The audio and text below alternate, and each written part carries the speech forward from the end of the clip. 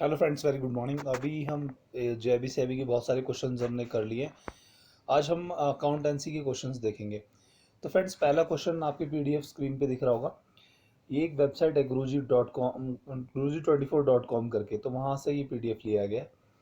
Friends, क्या है कि पीडीएफ तो आप कहीं से भी कितने भी ले लो, लेकिन अगर जब तक नहीं करना आएगा, कोई क्वेश्चन नहीं समझ में आएगा तो नहीं कर सकते हैं। ठीक है, तो फ्रेंड्स स्टार्ट करते हैं। पहला question, commission received in advance is of the nature of. तो ये किस तरह का नेचर है? ये एक पर्सनल अकाउंट का नेचर है। मैंने गोल्डन रूल्स ऑफ अकाउंटिंग पे एक वीडियो बनाई हुई है, आप वो भी देख सकते हैं। तो आपको समझ में आ जाएगा कि पर्सनल अकाउंट, रियल अकाउंट किस बेसिस पे क्लासीफाई करे होते हैं। ठीक है, कि न्यूमेरिकल्स हैं कुछ। थर्ड वाला तो सिंपल इंटरेस्ट पे ही है, तो सिंपल इंटरेस्ट आप आराम से निकाल सकते हैं, PRT/100 करके। फोर्थ क्वेश्चन देखेंगे, sequence of payments made at regular intervals over a given period interval is called as. तो ये होता है एन्यूटी। तो आपको पता है कि आरडी वगैरह ये सब एन्यूटी में आते हैं, क्योंकि धीरे धीरे पैसा एक्यूमुलेट होता है। तो सीक्वेंस ऑफ पेमेंट्स, ये लाइन अगर आप पढ़ेंगे तो उससे ही आपको समझ में आ जाएगा। तो ये क्या है? एन्यूटी है। Due to a fall in the interest rate, अगर फॉल हो जाएगा इंटरेस्ट रेट में तो कितना प्रिंसिपल में लॉस होगा। तो ये भी आप सिंपल इंटरेस्ट वाले फॉर्मूले से निकाल सकते हैं आराम से। अब सिक्स्थ क्वेश्चन देखेंगे, under return down value method of depreciation the return down value of the asset is always greater than zero. ये ग्रेटर देन जीरो होती है हमेशा, ये ध्यान रखना, ये तो याद करने वाला जैसे है। ठीक है, कंपाउंड इंटरेस्ट का फॉर्मूला होता है P इंटू आर 1 + T⁻n, इस तरह करके फॉर्मूला है, तो उससे आप निकाल सकते हैं इस क्वेश्चन को। इजी है, ऐसा कोई टफ नहीं है। नेक्स्ट क्वेश्चन देखेंगे, फॉलोइंग इज नॉट ट्रू। हमेशा ध्यान रखना, कई बार क्वेश्चन में ना नॉट ट्रू पूछ लेता है। तो इस क्वेश्चन में चार ऑप्शन दिए हुए हैं कि depreciation expense charges to the profit and loss account. सही बात है, जितना आपको डेप्रिशिएट होगा वो प्रॉफिट एंड लॉस से माइनस करेंगे। Assets that are depreciated are tangible assets. तो जो असेट्स डेप्रिशिएट करे जाते हैं वो क्या होते हैं? टेंजिबल असेट होते हैं। इनटेंजिबल को आप कैसे डेप्रिशिएट कर देंगे? मान लीजिए इनटेंजिबल होती है जिसे आप छू नहीं सकते हैं, जैसे कि आपके ट्रेडमार्क होगी, आपकी गुडविल वगैरह होगी है। तो गुडविल को आप छू नहीं सकते हैं, तो उसे आप कैसे एसेट मान लेंगे? सॉरी, एसेट तो मानेंगे, लेकिन उसे कैसे डेप्रिशिएट करेंगे? तो वो नहीं कर सकते आप depreciate. Depreciation like an insurance expense. तो डेप्रिसिएशन क्या है कि इंश्योरेंस एक्सपेंस करके है। क्यों? क्योंकि देखो, लाइफ के साथ साथ में चीज़ें ऑब्सोलीट होती ही हैं। Which one is not among the 3 pillars of Basel 2।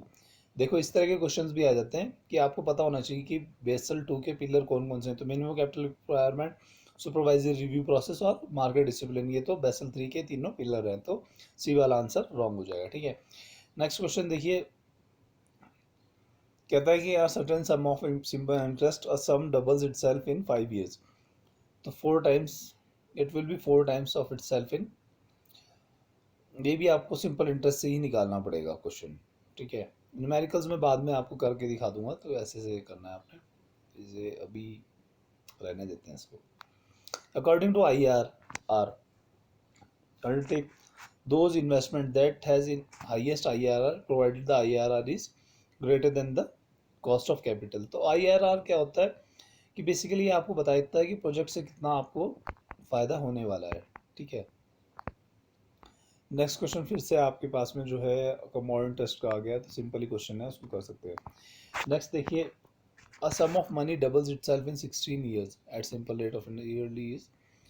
तो ईयरली रेट ऑफ इंटरेस्ट निकालना है आपने, एक फॉर्मूला होता है इसका, उससे निकल जाएगा।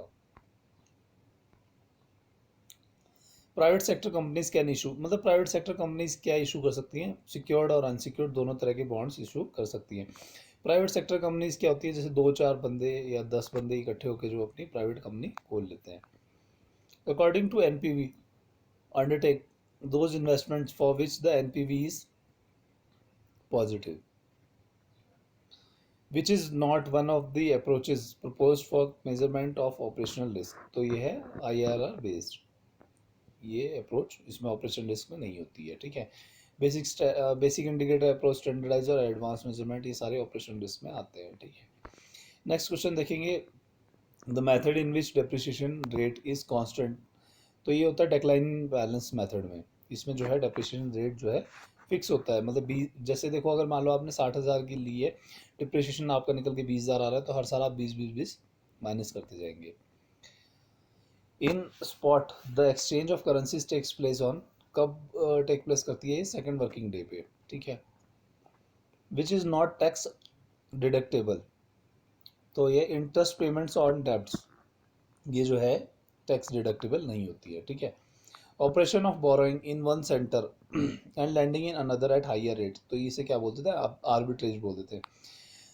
देखो इस लाइन से सिंपल से समझो कि आपने एक BSE स्टॉक एक्सचेंज में आपने 100 रुपये की चीज़ खरीदी और NSE में जाके आपने 150 की बेच दी, तो उस चीज़ को क्या बोलेंगे? आर्बिट्रेज बोलेंगे, कि आपने सस्ते में खरीदा और महंगे में बेच दिया। A bond carries a specific rate of interest is called as, जो स्पेसिफिक रेट ऑफ इंटरेस्ट पे होते हैं तो उनको क्या बोलते हैं? कूपन रेट बोल देते हैं, ठीक है। नेक्स्ट क्वेश्चन देखेंगे, डेब्ट which is due to us is called as, तो उसे बोल देते हैं एक्टिव, जो कि जो कर्जा हमें चुकाना ही है, जो हमारे पे ड्यू है, तो उसको एक्टिव बोलेंगे, ठीक है। नेक्स्ट देखिए, the price at which two unrelated and non desperate parties would agree to a transaction is called as, उनको बोलेंगे आर्म्स लेंथ प्राइस, ठीक है। द असेट लॉस, वहाँ पे लूज लिखा हुआ है, लॉस होगा वहाँ पे, an equal amount of value each year in case of straight line method, तो उसमें क्या होता है कि आपका पर्टिकुलर अमाउंट हर साल हम डेप्रिशिएट कर देते हैं। मैंने currency is at premium in future और for a future date it is called as costlier, मतलब यानी कि जैसे आप आज $1 खरीदो 70 रुपये का और कल हो जाए वो 85 रुपये का, प्रीमियम हो गया ना, तो उसको क्या बोलते हैं? कॉस्ट लेयर बोल देंगे फ्यूचर में, ठीक है। The main objective of providing depreciation is to allocate true profit, मतलब क्यों निकालते हैं हम डेप्रिसिएशन? ताकि हमें जो है सही प्रॉफिट पता लग जाए। When a currency is at discount in future, तो उसको क्या बोलते हैं? चीपर बोल देंगे। देखो सेम ही क्वेश्चन है, पहले कॉस्टलियर बोल था, अब चीपर है, कि आपने 70 रुपये का डॉलर लिया और अब आपका डॉलर जो है 60 रुपये का हो गया, तो वो क्या हो जाएगी? चीपर करेंसी कहलाएगी। The exchange of currencies takes place on the date of the deal in cash, on the date of का मतलब क्या है? कि उसी टाइम ही होगा, और कैश बोलेंगे उसको। In term the exchange of currencies takes place on next day, tomorrow अगर हो रहा है तो वो क्या होगा? नेक्स्ट डे में ट्रांजेक्शन होगी, ठीक है। Depreciation is a process of, क्या है? एक एलोकेशन की प्रोसेस है। इसमें क्या होगा कि आप कुछ अमाउंट जो है हमें हर साल अलग रख देंगे। Following methods is not an accelerated method, तो ये स्ट्रेट लाइन मेथड जो है एसेलरेटेड नहीं है, क्योंकि इसमें क्या होता है? फिक्स अमाउंट आप हर साल डेबिट करते हैं, ठीक है। नेक्स्ट देखिए, the value which bond holder gets on maturity is called as redemption value. FDR के केस में क्या होता है कि आपको प्रिंसिपल प्लस इंटरेस्ट मिलता है, लेकिन बॉन्ड के केस में क्या मिलेगा? आपको सिर्फ उसकी फेस वैल्यू मिलेगी। नेक्स्ट देखिए, the concept of deriving the rate of currency A in terms of currency C through currency B is called as chain rule, मतलब आप किसी और करेंसी से उसकी वैल्यू डिराइव कर रहे हैं तो उसको क्या बोलेंगे? चेन रूल बोल देंगे, ठीक है। Rate of return earned by an investor who purchase a bond and holds it till maturity is called as YTM, उसको क्या बोल देंगे? YTM बोल देंगे। In exchange of currencies deal cash is also called as ready बोलते हैं उसको। Minimum capital requirement is expressed in terms of specific risk और जनरल मार्केट रिस्क बोल देते हैं उसको, ठीक है। The relationship between the bond prices and interest rates is one of the following, तो ये इनवर्स और लीनियर है, ठीक है। Annuity is defined as equal cash flows at equal intervals for a specified period, मतलब जैसे कि RD में होता है, आप हर महीने जमा कर रहे हैं तो वो एन्युटी कहलाती है। Present value is defined as future cash flows discounted at the present value. देखो इस लाइन का मतलब ये है कि आप प्रेजेंट वैल्यू कैसे निकालोगे? आपको मान लीजिए ये पता करना है कि आपका अगर आप 10 लाख रुपए इकट्ठा करना चाहते हैं 1 साल बाद, तो आज से आपने कितने पैसे हर रोज जमा करने हैं, तो आप कैसे करेंगे? डिस्काउंट रेट से निकाल पाएंगे, ठीक है। इसका एक फॉर्मूला भी है, FV=PV अपॉन में डिस्काउंट, इस तरह डिस्काउंट रेट इस तरह करके होता है। तो YTM is a rate of return which is the discount rate at which the present value of the coupons at the final payment at face value equals at the current price, gives the return at maturity on the bond for the original holder, ठीक है। A bond holder of a company has one of the following relationship with it, तो ये होता है creditor.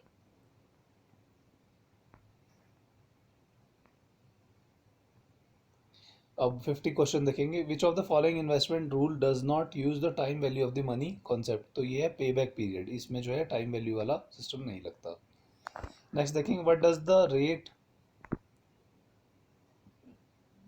Of return equal to if interest rate does not change during the pendency of the bond. तो इसे बोलते हैं YTM. Accounting standards are mandatory for the enterprises whose turnover for the accounting period exceeds. 50 crore से ऊपर होगा तो उसको accounting standards AS1 2 वो सब मेंटेन करने होंगे. While recording transactions, all possible losses must be taken into consideration, but all anticipated profit should be ignored. This is called as convention of conservatism और principle of prudence. देखो, loss का तो आपको पता है कितना लॉस हो सकता है, लेकिन आप प्रॉफिट को इग्नोर करके चलेंगे क्योंकि आपको पता नहीं है ना कि आने वाले टाइम में आपको कितना प्रॉफिट हो सकता है. ठीक है, मान लो आपकी सेल बहुत ज़्यादा बढ़ गई तो क्या होगा, आपका प्रॉफिट भी उस हिसाब से इंक्रीज हो जाएगा. Transactions are first recorded in the journal and then they are posted to the ledger. ठीक है, ये पुराना कॉन्सेप्ट है कि पहले जर्नल में नोट होता है, उसके बाद में लेजर में चढ़ा देते हैं. Italian method of accounting is also known as double entry bookkeeping. उसको डबल एंट्री बुक कीपिंग भी बोलते हैं. ठीक है, common non traditional methods available for determining arm's length price is are. तो ये प्रॉफिट स्प्लिट मेथड और transactional net margin method होता है. ठीक है, accounting assumes that the business will continue to operate for a long time in future. This concept is called as going concern concept या फिर entity going concept है. ठीक है, गैप स्टैंड्स फॉर, गैप का फुल फॉर्म है generally accepted accounting principles. The set of rules for recording of events in accounts are called as accounting standards. Accounting cycle includes, क्या क्या include करती है, recording, classifying, summarising. तो ये तीन चीज़ों को रिकॉर्ड करती है वो. In cash book all receipts are recorded on the debit side and all payments are recorded on the credit side. ठीक है, single entry system is time saving and economical. Single entry system क्या करती है, time saving भी होती है और economical भी होती है. Accounting standard AS6 deals with, किससे डील करता है ये, डेप्रिसिएशन अकाउंटिंग से. देखो AS1 2 3 इस तरह के भी कई बार क्वेश्चंस आ जाते हैं. तो यहाँ पे पूछा गया है कि AS6 किससे डील करता है, तो वो डिप्रिसिएशन अकाउंटिंग से डील करता है. कमीशन रिसीव्ड इज अ, कैसा अकाउंट है ये, नॉमिनल अकाउंट होगा. Both real accounts and nominal accounts are क्या है, ये पर्सनल अकाउंट और इम्पर्सनल अकाउंट है. ठीक है, bills receivable is a real account. Accounts generally prepared for 12 months. Account 12 महीने के लिए प्रिपेयर करे जाते हैं. Under which system in every transaction an account is debited and some other account is credited. तो इसको बोल देते हैं double entry system. Accounting standard AS3 deals with cash flow statement. तो फ्रेंड्स आज इसी को यहीं पे रोकते हैं, एक क्वेश्चन और 70 तक कर लेते हैं. In double entry system of bookkeeping every business transaction affects two accounts. ये जो है दो अकाउंट को अफेक्ट करती है, एक में डेबिट होगा और एक में क्रेडिट होगा. होप ये क्वेश्चंस अच्छे लगे होंगे और आप इनको डेली एक बार सुनेंगे ताकि आपको ये सारे याद हो जाएं. होप ये क्वेश्चंस आपके एग्जाम में आए. Thank you friends, have a nice day, bye.